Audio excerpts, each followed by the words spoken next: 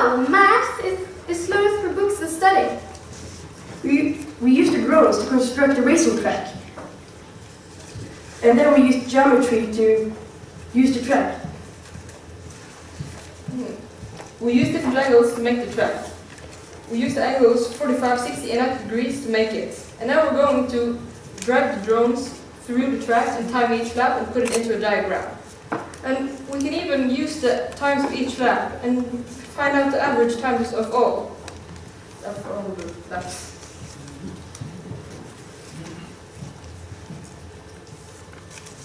Well, yeah, I can see why it's like you can learn from it, but is it fun? It's like exciting to do.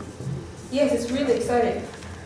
Oh, really? Because I can see the use of those small driving drones, but what about the big helicopter you've got there? Tell me why this isn't just playing with toys, and show me what you've learned about coordinates. Yes, show them how we can use the flight routing coordinates. Flight to point 2.1. Sure.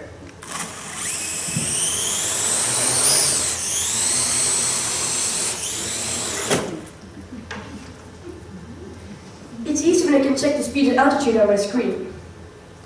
Here we can see the speed and altitude in the corners.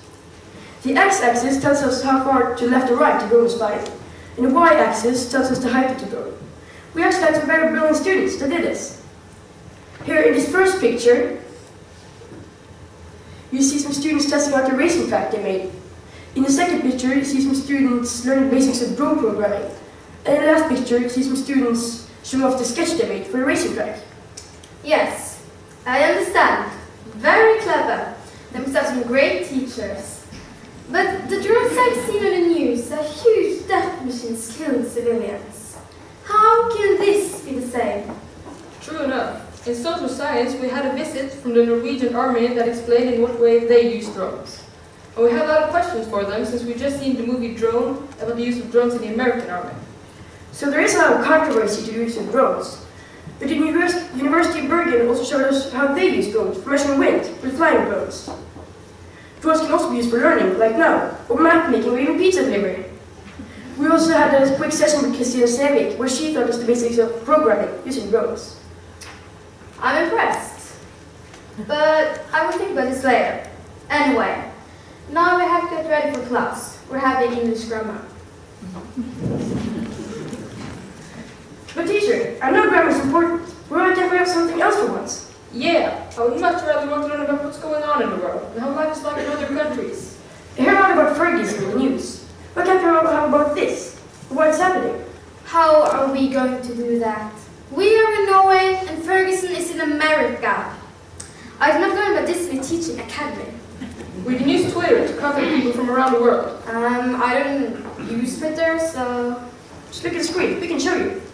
This is my profile on Twitter. It seems complicated.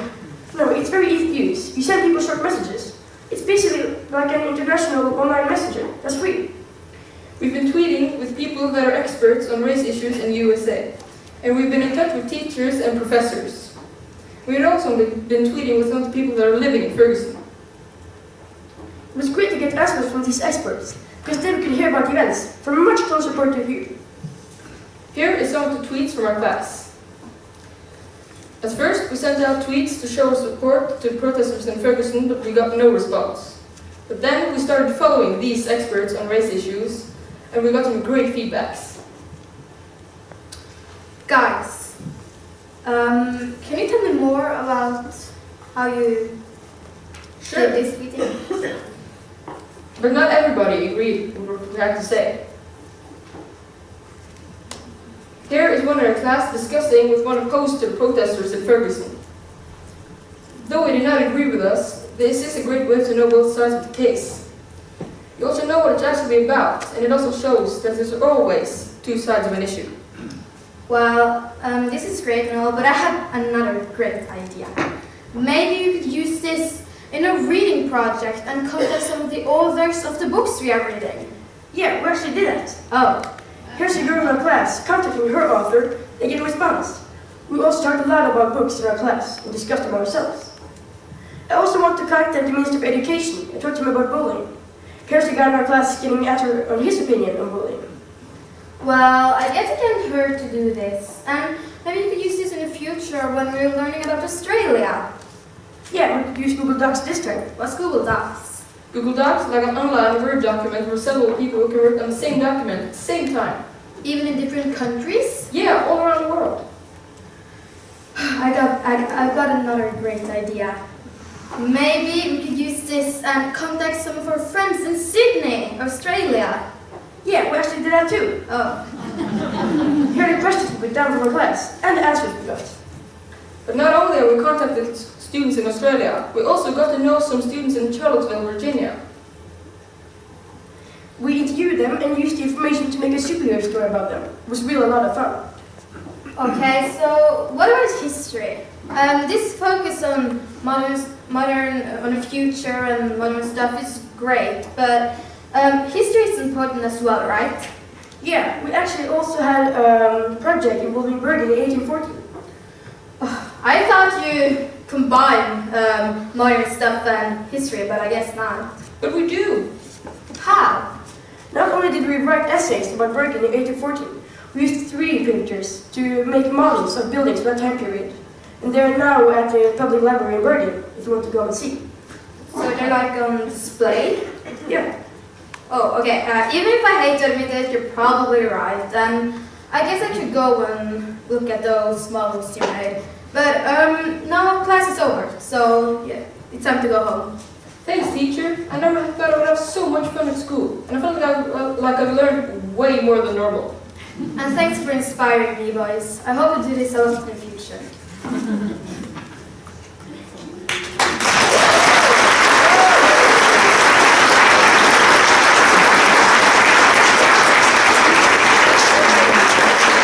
But in all seriousness, this is a great way to improve learning and motivation in school. It is possible that we can learn the same amount of information from books. But we know that the more fun you have, it's easier to have interest for the subject, and all the information suddenly turns into relevant fun stuff. And that is more likely to be remembered in the future. Not only that, we do it the best way possible with drones, Twitter, and 3D printing. And we also know it's way more motivating to speak English with native speakers all around the world, just sitting in a classroom reading our books. And you may wonder how we keep up with all these projects. One of the solutions is its learning. It's very easy to be organized, and we also have better room for teamwork. On this learning, we can send messages to each other and our teachers. We can deliver our assignments and so much more. It keeps us organized and up to speed. And with the new app, it's also easier to get messages from our teachers and get a notice when a task is due. Yeah, it's easy and really useful as well. And about the use of technology. Drones are very likely to be more and more relevant in the future. So why not be prepared? Several lines of work have already found uses for drones. And nowadays, many jobs require basic computer skills. What if jobs in the future require basic drone programming or even 3D printing skills? What's certain is that workplaces always will use the newest and best technology available.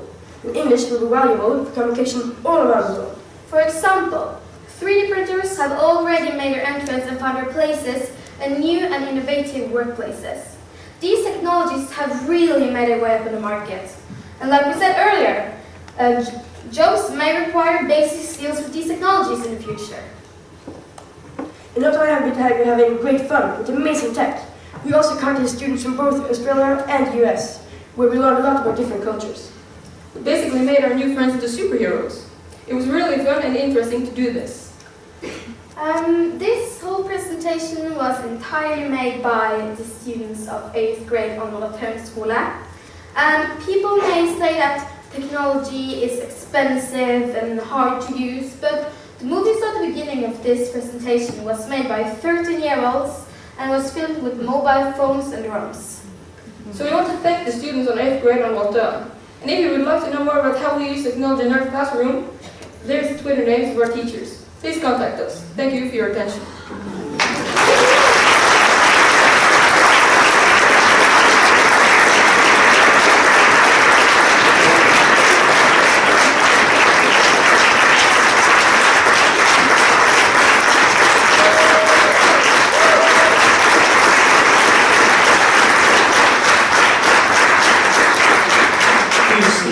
Tusen takk.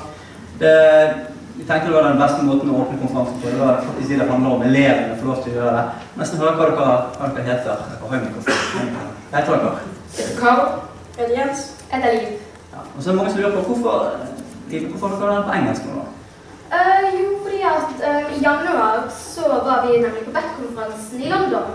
For vi vant innovasjonsprisen 2015. Og da laget vi jo egentlig en presentasjon her til der konferansen. Da måtte det være på engelsk, siden det var i London.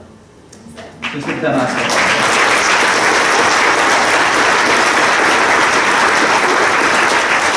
Så er det sikkert det er også litt greit å komme seg litt vekk fra skolen her til, sant? Ja. Ja. Tusen takk skal dere ha. Tusen takk.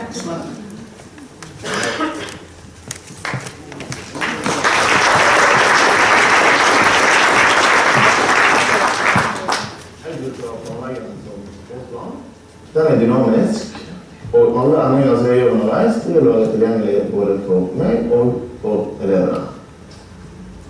Planleggingen kan organiseres over lengre perioder eller på øktnivå.